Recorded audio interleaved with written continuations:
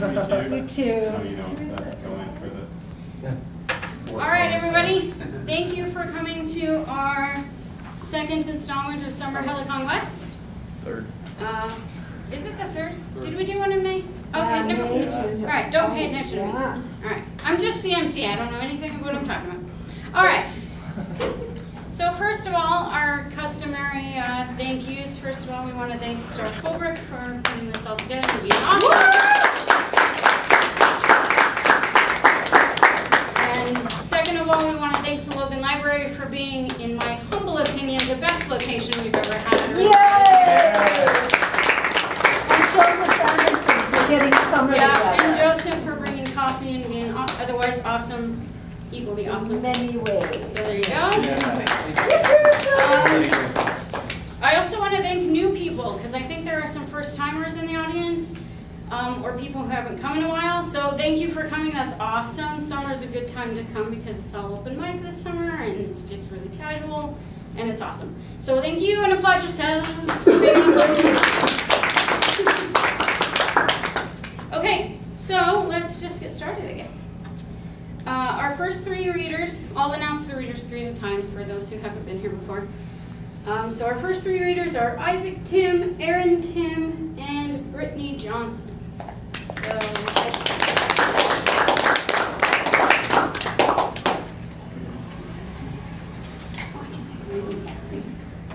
So, does anyone else want to sign up? oh, I can ask that later too. Oh. If you want to sign up later, let me know. Just find the albino. I'm pretty easy to swap him. We love you, Aaron. A little higher. I'm reading two pieces as requested by Timm. He had dinner. He said he hadn't heard these in a while, so.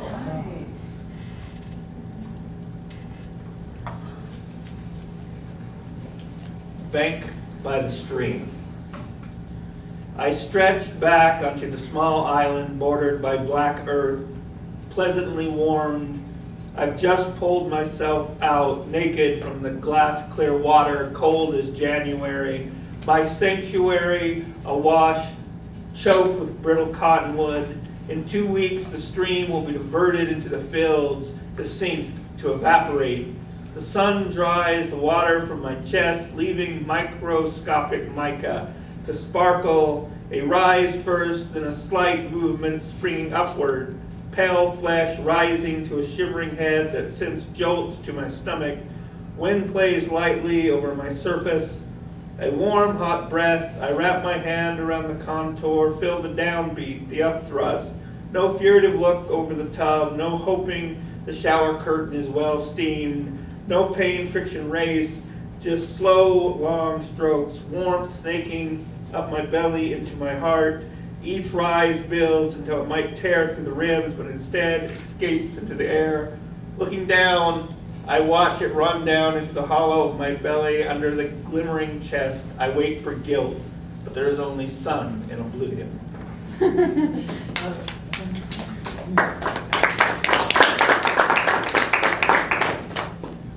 Antiseptic.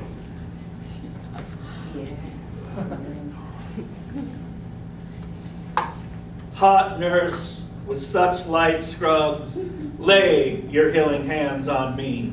At 16, I am all goosebumps in my bare feet and gown. Hot nurse leans over, smells of lilac, not nurse but doctor. I'm embarrassed, such a crumb to assume all women nurses. Hot doctor with such light scrubs, lay your healing hands on me. She does her test with a rubber hammer, then warm hands in mine, testing my strength, my power, how well I can push and pull. Adolescence, males, Becker's MD, no noticeable change since last.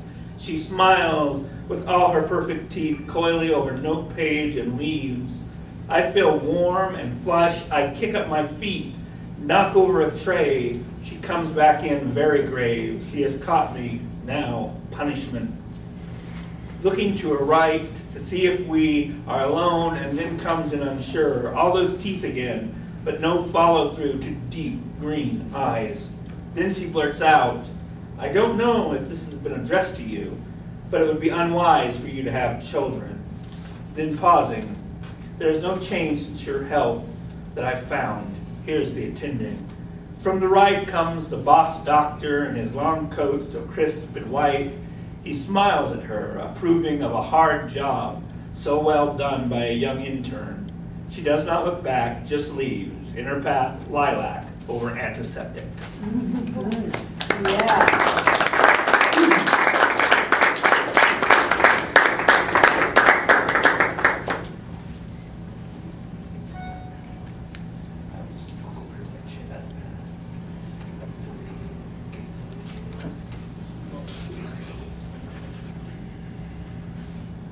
Yeah. Okay, I too am reading something that Tim requested that I read. A couple years ago I wrote a response. I don't know if it's a response, but anyway, sort of a response to Isaac's poem, Antiseptic. So that's what I'm going to read. Right. This is called New Car Smell. Hot muskrat trapper with such tight gloves, lay your calloused hands on me. At 18, I'm new in town with my flat tire and torn skirt. Hot trapper leans over, smells of musk, not muskrat, but beaver. Such a city slicker to assume all pelts muskrat. Hot beaver trapper with such tight gloves, lay your calloused hands on me. He changes my tire with a metal lug wrench, gets in his old Ford and drives away. In his wake, beaver musk over new car smell.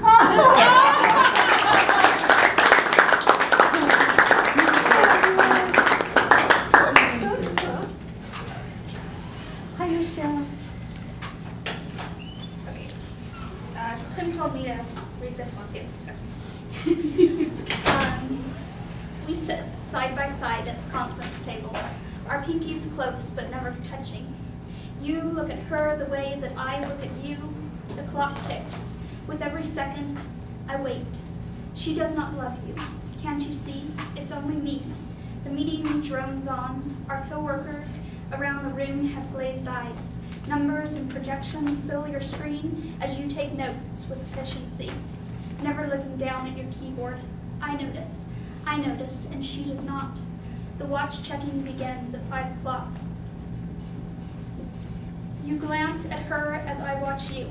The meeting ends, and she is looking at her phone, not you. A smile plays on her face, a text from a boy perhaps. She cannot see the man in front of her face, a text, sorry. She hurries away because she does not care. Oh, but I do. Notice me. You look for her, but she is gone. Can't you see? You try to follow, but I stop you with good evening.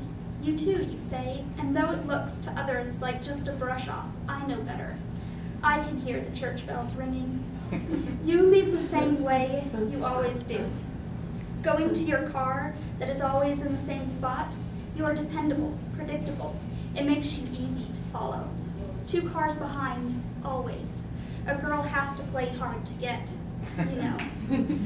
The lights are timed to a rhythm we move to. Go and stop at every light. As you race to the next, I hear your engine race and purr. You want me to know that you're a man's man, but I already know it. We part ways, but only for a moment, my sweet. Did you know I bought the house behind you? It has great windows, just like yours does. Of course, my windows have curtains. A girl needs her privacy. But you want me to see you. As you jog, droplets of sweat move down the curves in your muscles. I brush my lips with my finger. Oh, to kiss you would be heaven. You move your feet, dragging after your long exercise. I see your silhouette in the ghosted window of your bathroom as you remove the rest of your clothes. This one detail of your life you keep from me. Yes, one tiny thing, but I can't help but feel that you are farther from me now, only a shadow. So I move from watching you to preparing myself for the night. Perfect hair and my tight silk nightgown, you would love it. You will love it. Once we are married, you can build me a fence around our house. We will share. But for now, I am glad no barriers stand between us.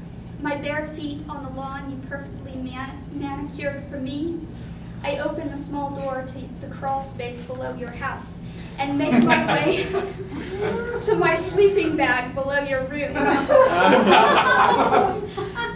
I blow you a kiss. Dream of me, not her. You wouldn't want me getting jealous again.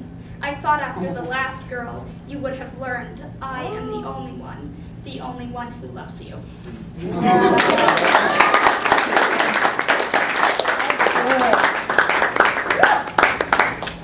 That was awesome. All right. Our next three readers are Shaun Anderson, Elise Wilding, and Chad Vanzantex.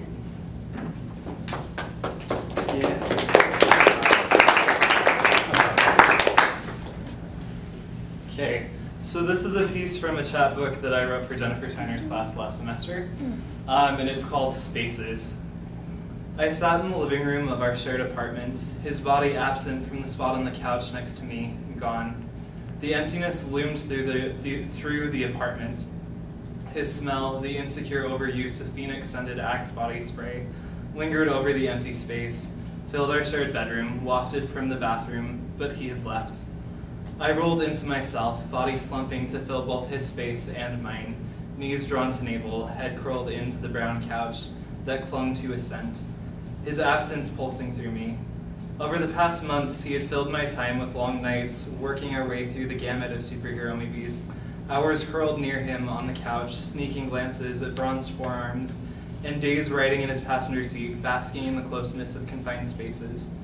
He filled my mind with stories of growing up in small-town Idaho, and with fantasies of falling in love. I slept each night curled on the other side of our shared bedroom, the window open, tempting in breezes to cool the heat blazing in our shared spaces. I accused myself of crossing too many lines each night. In our shared religion, there could be no space for us to do the things I imagined myself doing with him. Cradled on the couch, I could reassure myself that he had not left because of me. I had known that he would leave at the end of the summer.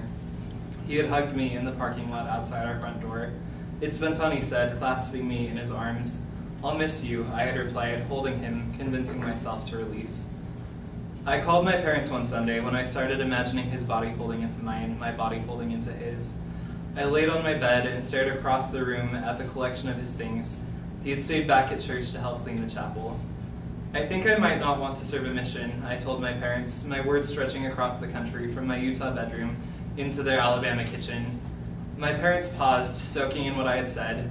In their minds, there could only be two reasons why I would choose not to participate in their religious rite of passage. I was either unworthy, a sinner whose actions could impact my participation in all church-related activities, or I didn't believe in their religion, a mark of their failure as parents to teach me. I thought about telling them how my fingers had brushed his bare side the night we rode through the canyon in our swim trunks, mashed side by side in someone else's car. I thought about telling them how the way my stomach fluttered when he and I went cliff jumping on my birthday was nothing to the way it pulsed when our legs brushed when we sat too close on the couch. Instead, I listened to them explain why I should serve a mission. I told them they had convinced me. I told them I wanted to serve a mission after all. Early on, when I realized the ways he filled me, I pulled away. I cut him off in the late night stories, told him I was tired, told him to be quiet, pretended to fall asleep. Spent hours lying awake, wondering why he filled the spaces I was told only girls could fill. I couldn't claim the label gay, couldn't accept that there were men who could be filled by other men in ways that women would never fill them. He never filled me the way my older cousin filled me on the brown shag carpet of my childhood bedroom, never forced cock into my edges and crevices, never told me to be quiet, his body looming over mine, never even tried. He held me in the parking lot, clasped arms, held, released. Basking in his lingering scent, face pressed into the brown fabric of our couch, I couldn't claim the desire to have him fill me, bodies tangling into each other, muscles and flesh. All I could claim was the fact that my body had once been filled in those physical ways. Thank you.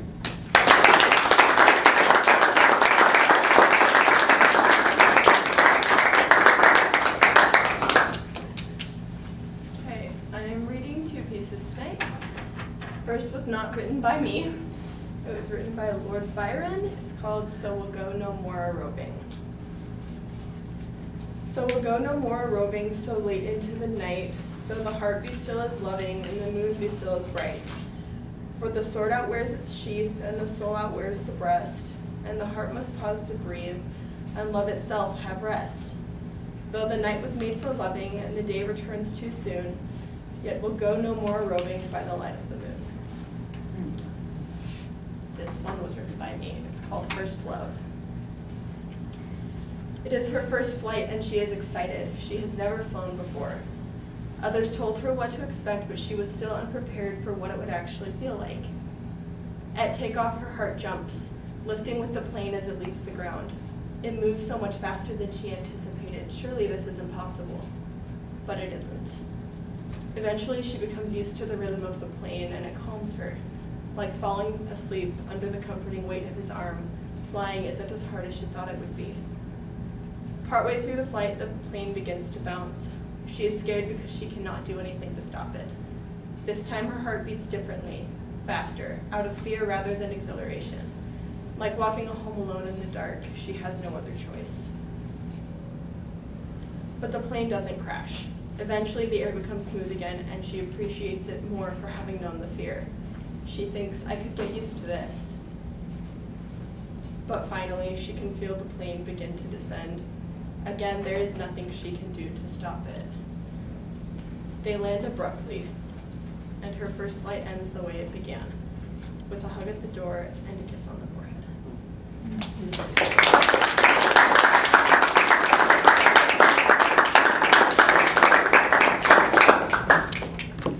You ready? So this is the first chapter, or the first scene, I guess, of an essay I'm writing. And I don't really have a name for it yet. A few days before Jason and I headed into the Wind Rivers, I bought some mushrooms from a guy in Salt Lake City.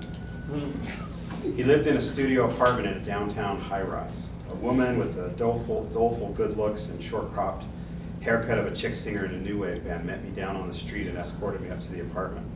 The mushroom dealer was slender with patchy black stubble and large, gloomy eyes.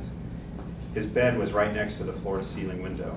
In the kitchen, a burly guy with a long beard and shaved head was frying up a pork belly to make tacos. The woman with the new wave hair explained that both guys were her boyfriends. Then she offered me a taco. No, I said, I ate already. I'm in a hurry anyway. They showed me the mushrooms. The tops were tan and round, the size of the end of my pinky, slightly bumpy. The stems were pale and parched. He weighed them on a pocket-sized electronic scale and parsed them into mini Ziploc baggies. Walk me through it, I said. Should I just eat them? You can, said the mushroom dealer, but they don't taste very good. Well, they taste awful, said the woman. Best thing to do is put them in orange juice, said the mushroom dealer. I shook my head. I won't have any orange juice with me. I'm going backpacking.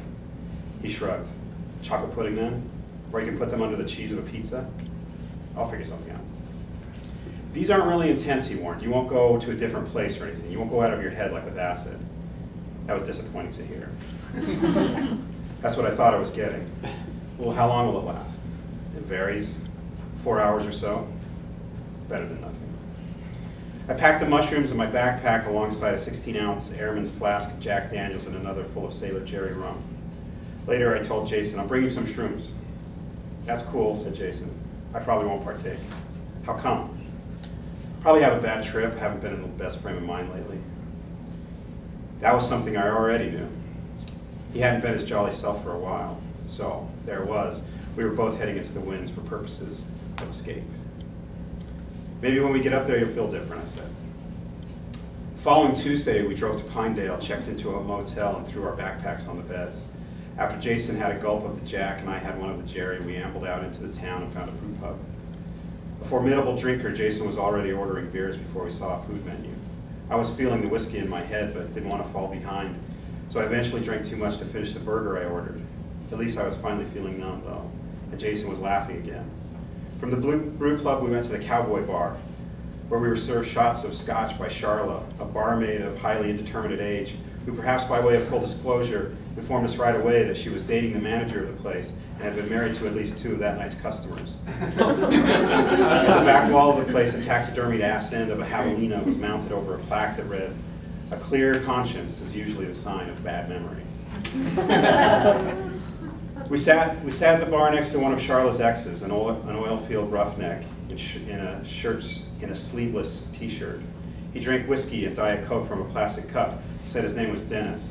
He was from Florida, had a great fondness for racist knock-knock jokes, and was missing his entire left index finger. Dennis held his hand up to his nose so that it looked like the missing finger was buried to the first knuckle in his nostril. I immediately dubbed him Dennis of the 9 fingers. Charlotte rolled her eyes. "What happened to it?" I asked. "Gator, down in Florida. That's why I moved up here. Too damn many gators down in Florida." "Don't believe him," said Charlotte. Dennis chuckled and after a sheepish sidelong glance admitted that he lost the finger at work during a miscarried involvement with an industrial power tool. Then he confessed the reason he could never move back south is because he'd stolen a car as a young man but was probably still wanted by the law. His frankness made me feel suddenly sorry for him, so I bought him another whiskey and Diet Coke. Jason told me the next day he suspected Dennis of the 9 fingers had been planning to kill me. When Charlotte sent out the last call for alcohol, a final round was ordered, and everyone in the bar, including Charlotte, her boyfriend, manager, and her exes, went as a single throng to the bar next door. There we drank with a handsome couple who had fly fished together on the green below Warren Bridge. They showed us a cell phone photo of a massive brown trout. Then, if memory serves, we met a guy who claimed to be a runner-up on RuPaul's Drag Race. He was short and bird-like, with olive skin and dark eyes. "You're a drag queen?" I asked. "Damn straight," he said. And he pursed his lips and lifted his chin, striking a sensuous pose that simultaneously evoked Marilyn Monroe and a small, drunken vampire. "Season 7, he hissed, with effete sibilance. "I'll have to look it up and watch it." "Go ahead, baby," he said, frowning. "You think I'm lying?" "No," I said. "I'm just curious why you didn't win." "It was a setup," he lisped. "I'm over it." "Well," I said, "I gotta ask you." "What?" "You're a crossdresser, right?" "Like, no shit. A drag queen." He struck the pose again. "Okay, so how do you, as a gay man living in Wyoming, avoid getting the shit beat out of you on a nightly basis?" "Gay man?" He stepped away from me. "Baby, I ain't gay. I just like dressing like a queen." I tried to assure him it was an honest mistake.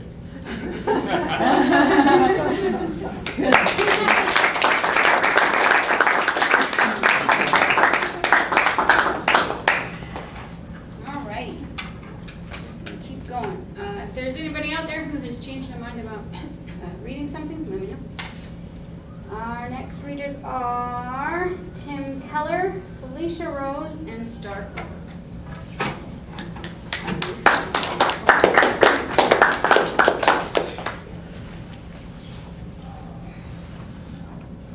Okay, this is Intangible, and it's because of my printer's running out of ink. It's also somewhat inscrutable, so bear with me. It's based on an experience I had in my hometown a few months ago. "I'll be in town a few more hours," the woman said. "I was wondering, are there any places of cultural interest I perhaps shouldn't miss?" The question wasn't directed to me. Rather, it was directed to the cashier at the New York Deli in Preston, Idaho. And what a question it was. I watched in a semi-detached state of amusement as the cashier, Tamara, a woman who had lived here her entire life, struggled to name even one culturally significant place. As more and more of my attention focused on the conversation, it bothered me that, like Tamara, I could not even think of a single place as a point of interest. It was mid-February, so unless ice fishing was on her agenda, and given her Volvo station wagon, Prada shoes, and the fact that she'd asked the question to begin with, it likely wasn't.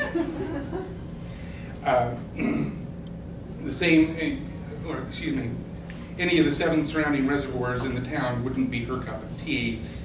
The same with hunting and any of the bridges I'd leapt from as a boy. Our famous nighttime rodeo was months away, and the traveling carnival along with it. The town theater, laughingly referred to as the Grand, has but 2 showings a week, and half the time the movie has already been released to DVD. Even our restaurants, such as they are, could best be described as fast food, and she was already standing in one. As Tamara leaned in and hemmed and hawed, the sublime irony, even cruelty of the question occurred to me. I found myself checking for hidden cameras. A high school acquaintance of mine once answered a similar question with a nod to his nether regions, declaring that particular zip code to be the biggest attraction in the area. Don't ask me how I know, but while certainly worthy of casual investigation, he was wrong. Even if he hadn't been, I hardly think that was what Our Lady had in mind, and her family as well. The truth is, the good old USA is literally thick with towns like mine, tiny boroughs in the landscape of our great nation. Places like these nurture generation after generation of decent, hardworking people. One could even argue they are the backbone of American society, but Our Lady in Waiting was not asking for an argument regarding the merits or lack thereof of small communities in rural America.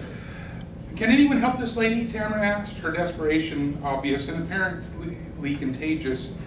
Patron after patron lowered their gaze until finally her eyes settled on me. Tim, you're local. Can you help us out? I never liked her. Nevertheless, the ball having successfully been passed, I had no choice but to answer the question or admit that the place of my birth and location of my home held virtually no interest of any kind. And however true that may be, Tamara's never gotten the better of me, and I determined then and there she never would. Well, I said, Jim Bridger famously loved the area for its abundance of fur-bearing animals. My fingers were crossed, as I'm not entirely sure that was correct. You can hear it in the names of places like Mink Creek and Cub River and Bear River. I said, gesturing in the general direction of each location like a demented tour guide on a virtual bus. To the west is the Battle of Bear River Memorial. Speaking of Bear River, it's a primary tributary of the Great Salt Lake, which incidentally is the only remnant of Lake Bonneville, which once covered the entire valley. I went wherever the randomly firing synapses took me. A number of the towns in the area were founded by polygamists on the run from the federal government. The richness of hunting and fishing and farming in the area ensured they stayed. Meat Creek even has a ghost. We built quite an audience by then. And the lady seemed reasonably entertained, at least attentive to my various brain droppings. But as a single matter of pride, I couldn't shake the fact that I hadn't answered her question. We have at least a dozen churches of various denominations. Okay, that was a little pathetic, even by the rapidly devolving standard of the situation. In my defense, I was limited to the materials at hand. I mean, we can't even boast the stupidity of other hamlets. No jackalopes, UFOs, or Sasquatch sightings. Not even the world's largest ball of string. We do, however, have 5 bars, and I was beginning to understand why. Culture. Who the hell decides what culture is anyway? I hated this place growing up as a kid. I couldn't wait to get out. Amen.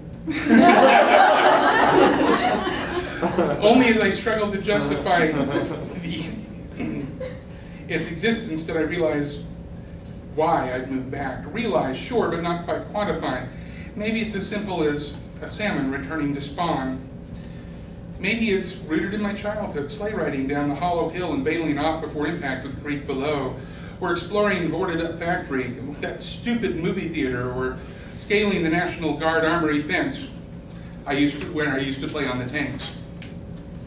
Or adolescence, like that really long straightaway on 8th East we used to race on, or the now boarded-up disco where I tripped the light fantastic for all of 17 minutes. Or the riverbank where, at the risk of being indelicate, I became a man. Or any of the other 100 intangibles she probably wouldn't understand or even care if she did. Regardless of cultural significance, it's home. Every corner, every building, every feature are part of me. The friends and loves of my life that I had put on hold when I left. And the discovery upon my return that, like a forgotten pair of gloves, they still fit. I closed my attention to everyone but her, put my focus on the problem at hand, and when I finally arrived at the last nugget of trivia, I sold it with all the confidence I could muster. You know, I said, the oldest town in Idaho is Franklin. It's only 6 miles south. There's a small museum, a nice park, and a convenience store called La Tienda where they sell more lottery tickets than any other place in the state. It might be worth a trip.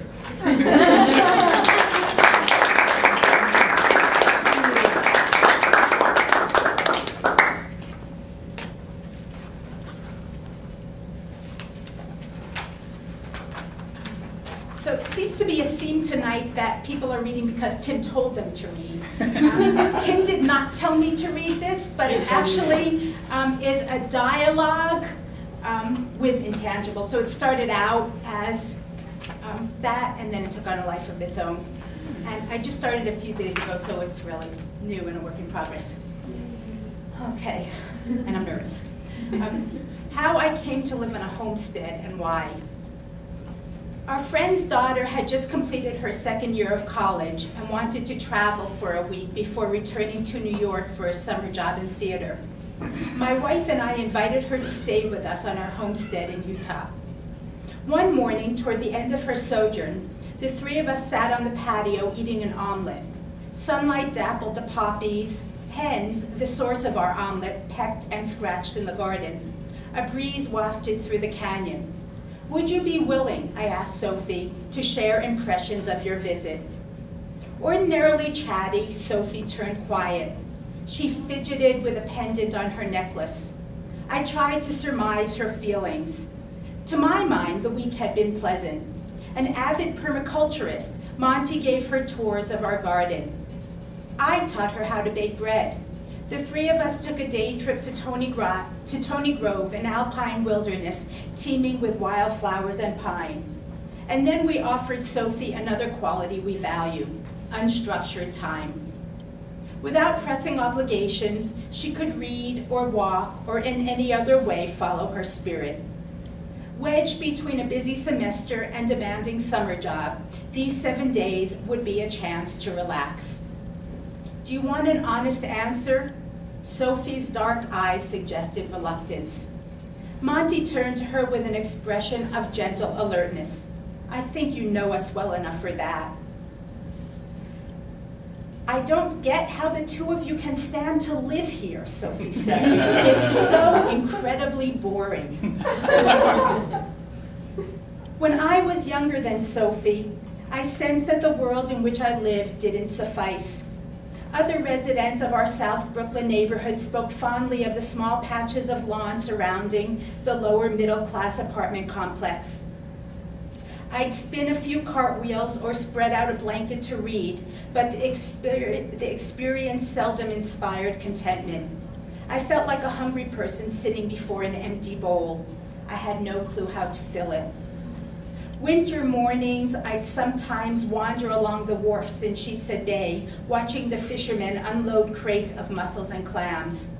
The sound of waves thrashing against the boats, the smell of algae wafting from the brackish bay, the sight of men engaged in physical work wresting food from the natural world spoke to me in ways I felt but didn't understand.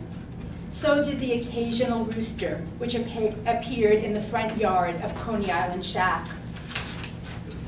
The summer after my freshman year of college, I worked on a commercial farm picking strawberries and bush beans. 6 mornings a week, I'd awaken at 5 and then alternate between squatting and bending in the stark sun for a good 7 hours. If this represented farm life, one of grueling, alienated labor, I wanted no claims on it. I learned to question my dreams. Still, when I returned to New York after college, I spent much time at the Botanic Gardens. Wending along narrow dirt paths under canopies of maple and oak, I imagined I was in a real forest and not mere steps from city streets. On rainy days, the gardens were mostly empty, and so I could immerse myself in these fancies without interruption. One drizzly afternoon in late summer, I strolled through the vegetable and herb garden, rubbing and sniffing the leaves in an effort to name them: Swiss chard, lacinato kale, lemon verbena. I sought to name as well the contentment I felt in this space of solitude and cultivated natural beauty. Yet something was missing. What that was would take years to discern. In the meantime, I joined the Park Slope Food Co-op, a member-owned and run cooperative housed in a former warehouse. A long, narrow space with 3,000 members. It now has upward of 17,000. The co-op contained within its windowless sidewalls a bounty of fruit, vegetables, grains, and other comestibles. Over the next 20-odd years, I gained an education in the history, politics, ethics, taxonomy, preparation, taste, and storage of food. I learned, for instance, that potatoes and tomatoes belong to the same family of nightshades, that raw milk enthusiasts and pasteurization aficionados can spar in equally stentorian voices, that organic free-range meat is either ethically sound or criminally murderous, that importing persimmons from Israel supports either a democratic state or an apartheid regime, that importing food from anywhere is antithetical to the creed of local food, and that the Italian fellow who decided that gorgonzola should be marketed as an aliment and not as an olfactory reminder of the consequences of failing to wash one's socks had quite a sense of humor. I learned to enjoy gorgonzola, and I think I'll stop there.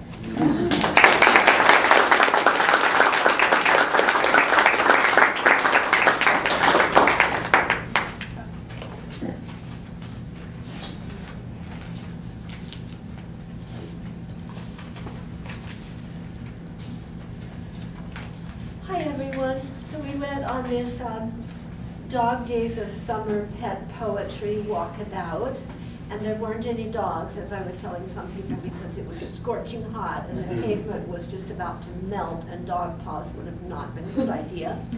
But we did manage to get a few pet poems, and this one is mine. Pet sentiment. If I had a horse instead of a fear of horses, if I had a goat instead of an aversion to the odor of lanolin, if I had a pet raccoon without visions of kitty parts ripped up and strewn across the yard, if I had a cat like I used to have 4, then 2, then old age caught them napping, if I had a dog, but wait, I have a dog. I had a fear when I was little, had aversions, had visions, but now I have old age and only one old dog, all the others gone to heaven, though I only believe in a heaven for dogs, maybe cats, not people. If I had a heaven to plan for, it would only exist in the sense that I regain my senses about all the animals I could have had, if only.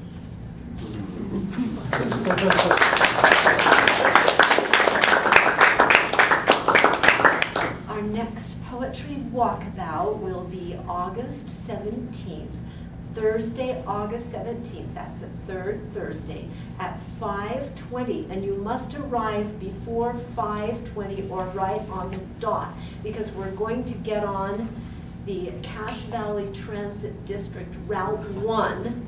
Thank you, Shaun, for suggesting that route. And we're going to ride the bus. We're going to kidnap the bus in the name of poetry. We're going to read poetry for a half hour as we ride the bus.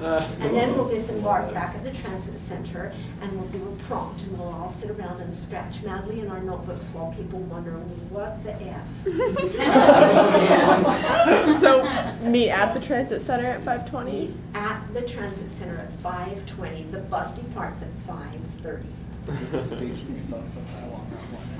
So I've written a lot of bus poems. Usually they're kind of nightmares and things, because you know you always are running naked when you miss the bus. This one isn't that. Colorscape, art on the bus or off the bus. Art-covered bus dusts up the city streets, people stepping on and off, driver shifting in the swivel seat, leather plush, snug around his butt to soothe sciatica. TV monitors flash video clips, construction of a big white sculpture like a pair of lips, ivory hard, to be installed on a special corner, fine arts courtyard, once the chisels and sanders have stopped, the polishers silent. Riders from Richmond and Smithfield are thinking about what's for dinner after they get off, walk the route of failed auto parts, thrift shop clutter, enough glass and metal to repurpose for a project, if only they had gumption and imagination. Up the cemetery road, neighborhood dogs fall in step, long hair tails swishing, tongues flipping spit on walkers' pants or skirts, dark spots on linen, so many colors to consider, at least 15 varieties of grass, all different shades of green, that many types of trees, the myriads of blooms burgeoning from gardens.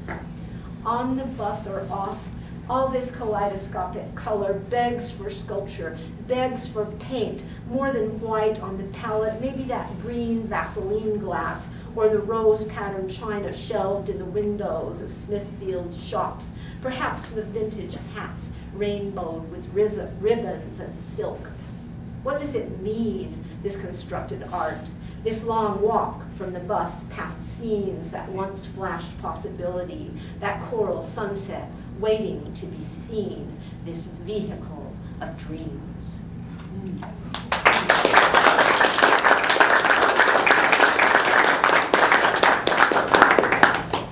We've had awesome readers tonight. I just want to pause and say that. All right. Our next three readers are Millie Tullis, Sarah Timmerman, and Dianne Hardy.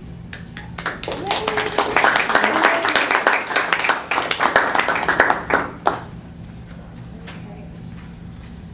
So this poem is called Dirty Girl. The root grows from me. I am mother, a peony pink hood waiting, but the weight of all that waiting, it turns in. I am wet box collapsing. Something inside died. You don't go near it. You fear death too well. Death's smell gives me nothing to lace fingers around. I can't measure it. Even suspended in hot water, I can't get the parts clean. There must be something wrong with it. After you touched, hooked me around your index like a beckoning. You kept that finger away from the rest of your hand body, rushed to wash it as if I stain others too.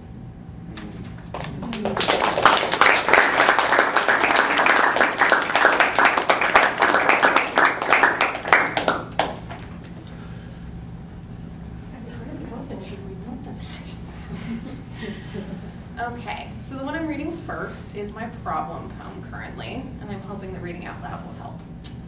It's called Between Blue Elephant Bookends. Nick was always asking back then, the way some people pace inside a lighted radius when visiting cities. His long fingers untangling from the nestled grooves of a well-used mug, he moved into it slowly. His thumb deliberately scraped your inner thigh and held it against his forefinger as your flesh billowed. Do you like yourself? The tone of that balanced like blue patterned plates, as Nick kept the other pieces of that question wet under his tongue. Your blue eyes swam toward 2 elephant trunks and 6 books you once held curled in your belly, like unborn children, when you took words inside your mouth instead of lovers. Given a question of sex, choose always unknowing. You know that now. Later, with full tongue pressed against Nick's soft-edged dips, teeth coated with bitter residue, ask with silent mouth, me or the way I look? Explore damp space of something you could taste but never swallow. Find the answer in the way he doesn't touch you. All right. So then this next one, if I can find it.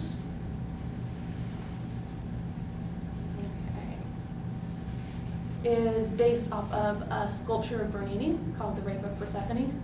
I don't know if you guys have ever seen that sculpture or know the myth, but this is just kind of an ars poetica I did about it. It's called Mastered. About women's suffering, they are never wrong. How they hold its girlish position neatly in place. They crave or carve, the smell of a panicked body within their grasp or shaped under skillful finger and thumb. Bernini shows us when Hades, moved by a girl in yellow blooms, decided he loved. His fixed pupils swell in the corner of soft-set eyes, full mouth open, thick thighs push forward. His marble hand calmly slices her skin. He marvels at how soft her flesh. His sculpted fingers form permanent grooves in her white thigh. One precise eyebrow raised in casual perturbation when the girl's hand hurls into the side of his head. She flings her body away from his. Her head rolls back in terror, 2 tears etched onto her face. An understanding between gods captured at the edge of one dilated eye, a flash of glee as he presses her ever closer to his chest.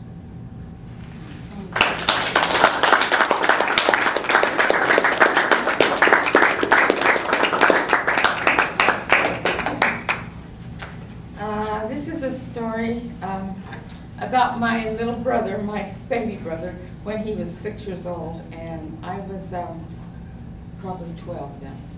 Okay, Scotty and the Tar Baby. When Scotty was 6, he was assigned to give his first talk in junior Sunday school. Mama wrote one for him and worked hard getting him to memorize it. The result was good. Soon we kids looked forward to Sunday because he went around the house giving it to everyone he saw. On Sunday morning, Scotty was too excited to hold still. His shoes glowed. His white shirt was so starched it could stand by itself. Mama bought him a new blue bow tie for the occasion, fearing that his red one was too bright for a church service. She oiled his hair down well so no stray ends would jut out, and all while she groomed him, he rattled off his talk. Sometimes lightning fast, sometimes dirge slow, putting accents on the wrong words. We kids had it memorized and chanted it with him as we walked the 2 blocks to church. We'll all get to hear him except Daddy. We'd all get to hear him except Daddy, who had to be in with the grown-ups because he was a senior Sunday school superintendent. Mama taught David's class. Connie and Sherry Kay were in their classes. I'd hear him because I was the junior Sunday school organist. After I played the prelude music, the meeting began. Sister Winterton welcomed everyone and announced the opening song, Jesus Wants Me for a Sunbeam. I watched Scotty on the stage as I played. His lips were moving, but I could tell he wasn't singing. Instead, he was mouthing the words to his talk. After the song, a boy Connie's age offered the prayer. Sister Winterton then stood and adjusted the microphone to Scotty's height and said, Scotty Blaine will now give us a 2.5-minute talk, so let's all fold our arms and listen carefully.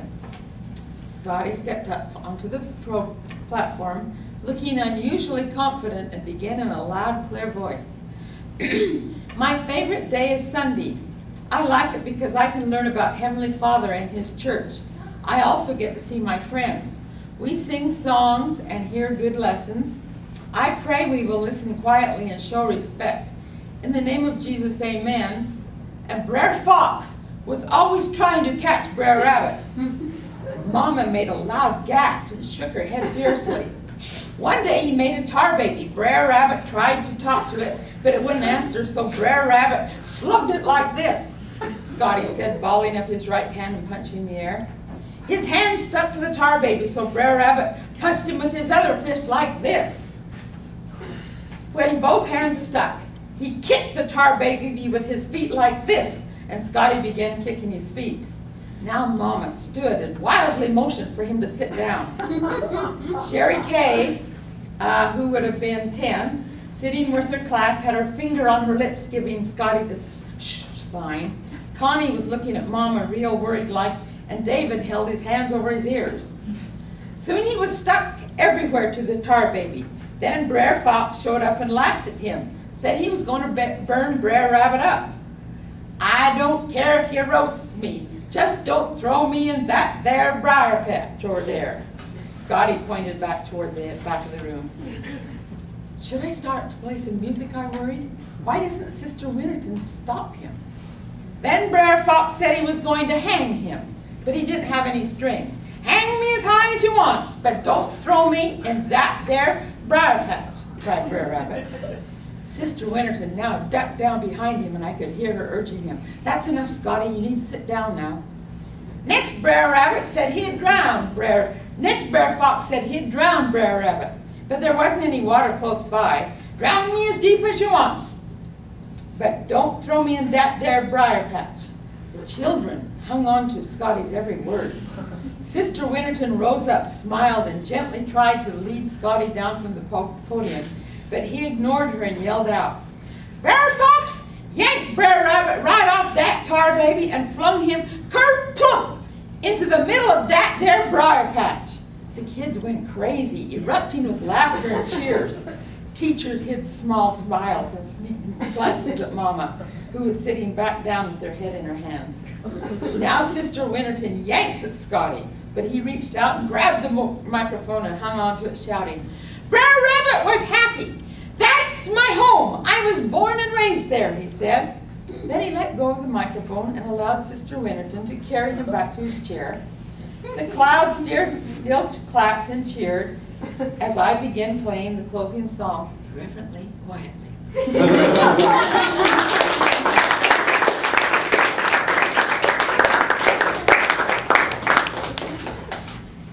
All right, we're down to our last three readers. Our last three readers today will be Ronald Jensen, Luke Lemmon, and Andrew Romriell.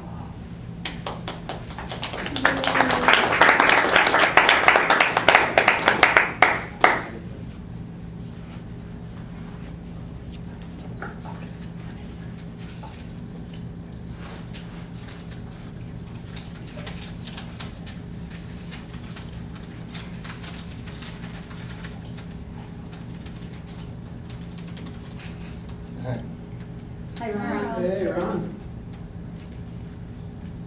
From Will called Don. And George knowing you.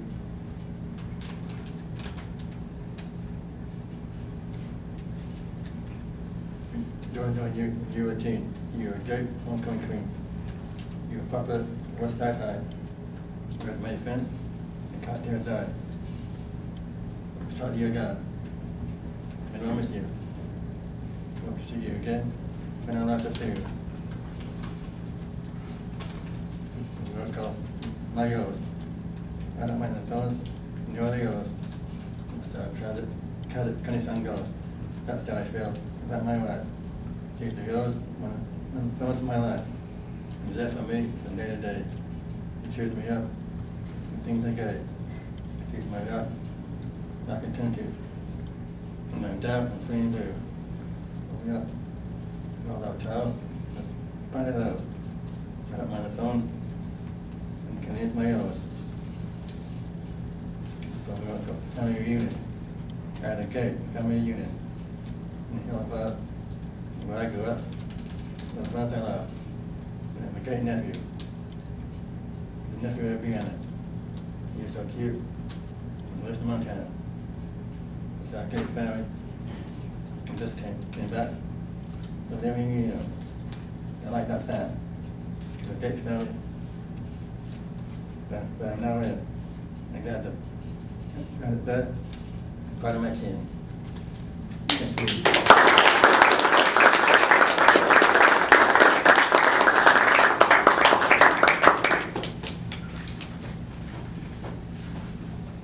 So I have 3 poems to read, and they've all been written pretty recently. This last one was actually written last week at the Poetry Walkabout, and I just wanted to read it again. It's called Wolf.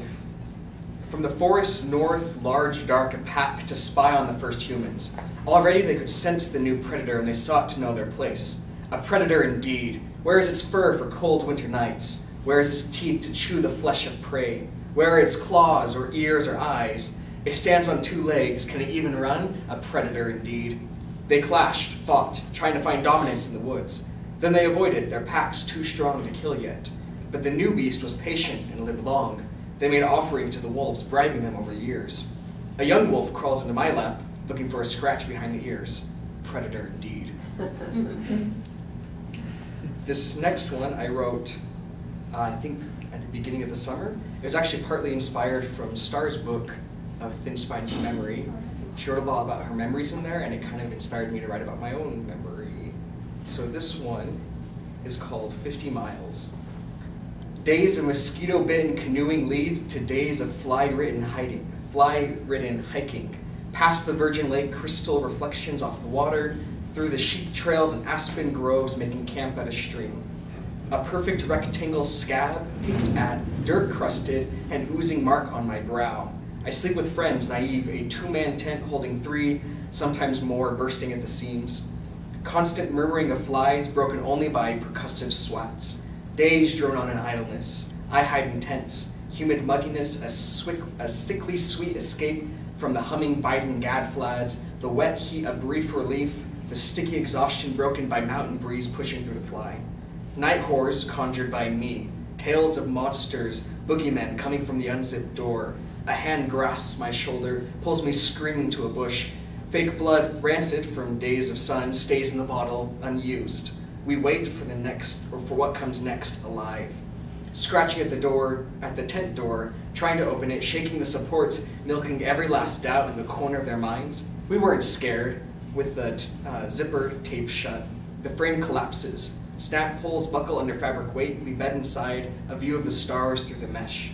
4 of us, me left, middle, awake, restless. The celestial scene above pulls my gaze left to my friend asleep. Years of friendship now drawn to his thin body, spotless skin stretched over sinew and bone. My heart beats rapidly, my stomach churning, pushing its way out my throat to take control. I can barely breathe. My hand moves slowly to rest over his stomach, feeling the pulse, the rhythmic rise and fall asleep through the thick bag. I don't close my eyes after that. I am an addict. And this last one I wrote at the beginning of this month while I was visiting my home for the 4th of July celebrations, and it's called Strawberry. No one else liked them, but they're really good. He proffered me a single strawberry, white red, seed-speckled, pebble-sized. I smiled slightly and opened my hand. He dropped it as a wave of humidity swept over me, bringing a fetid layer of airlessness. I crushed the berry between my molars, letting the lukewarm juices run over my tongue and through my teeth. I forced to swallow and let my lips tug upward. The taste was a smell that made me uneasy, a bad memory I couldn't remember. The sugars just covered the tartness, made more bitter by the gap in my senses, the whole of the origin of that smell. He bent down to pick more and gave them to me. They're good. I ate another, then another.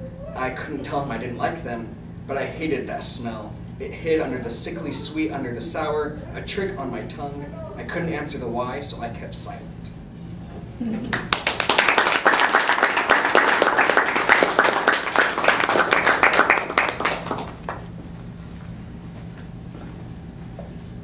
Okay. So the poems I'm going to read tonight, there are 2 of them. I don't know if any of you have read Janet Mallon's Red Riding Hood papers.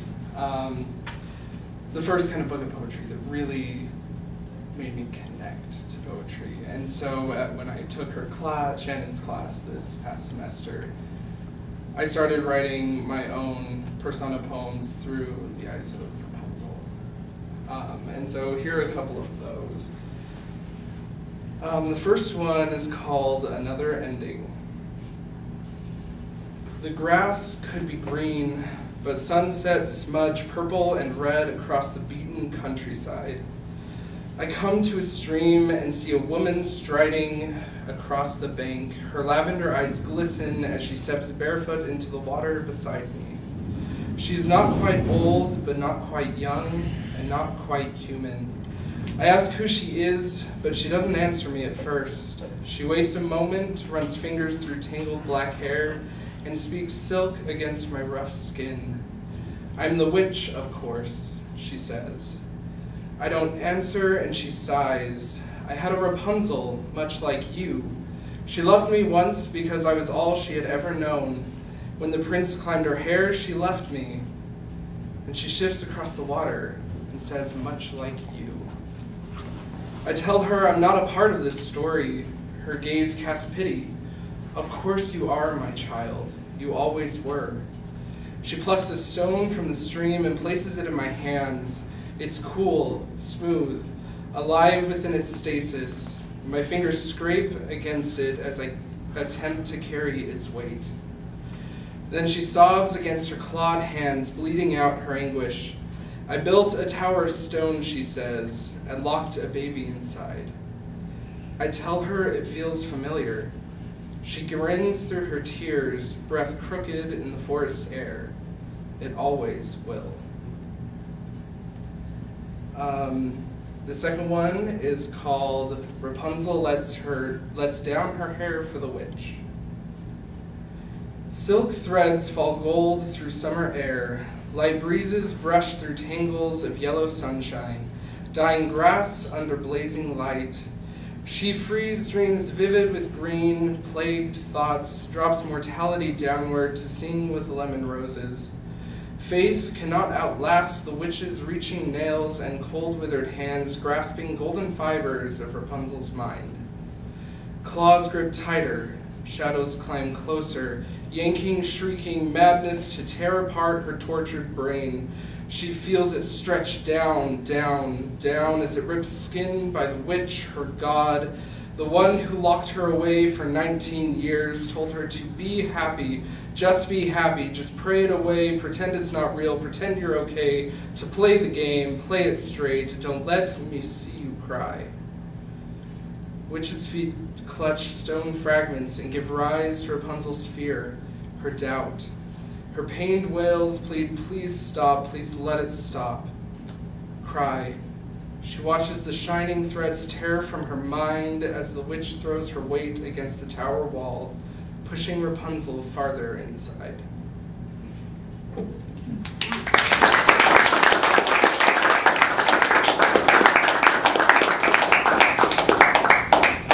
That was awesome. Okay, so two final things. One last round of applause for everybody who was so amazing tonight.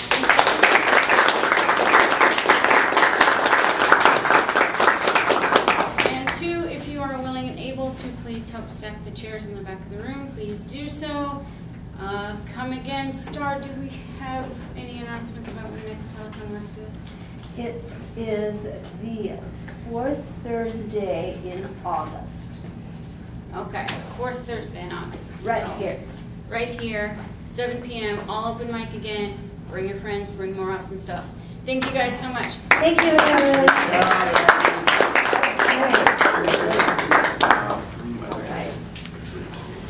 Hi. I haven't seen you for so long. You seem kind of sad tonight. Are you tired? Yeah, this might be my last Helicon West. Really? Yeah, What's I'm going moving. on? Are you? So. Is that a good thing or a bad thing? It's like, I think it's a good thing. It's a Where? scary thing. I don't know. But we sold our contract, so we are moving out in 2 weeks. Where you have no idea where or anything? I mean, I could live with my grandparents if I needed to. I won't be home. Is that here in town? It's in Spanish Fort. Oh, all right. So what else is going on in your life? You have what? I have to figure out my career, so that's fun. Guess what? You don't have to do it now at all. You know what? I never figured out who I was for the last few years. I mean, well, and the reason I haven't been here recently is because I went to Europe. And then I went and visited my grandparents. So this is my first Helicon West of the summer. And only Helicon West of the summer, because the summer's almost over. It is. I gotta figure out how to turn this off not turn it off. Yeah, do it. I'm afraid that if I just stop the recording and turn it off, it'll lose the recording. I don't know. Yeah, I don't know either. Who would know? I don't think so. Okay, I don't think You don't have to be afraid about the strike. And it's always your turn. I loved it. I loved it. I thought I'd get better after sometimes there's some people never fail. Where you been? You did that so you didn't have to worry about it. What?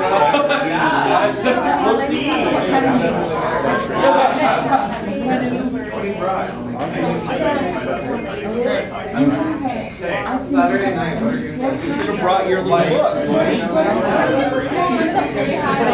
lost the fundraiser. Come up. I would like to.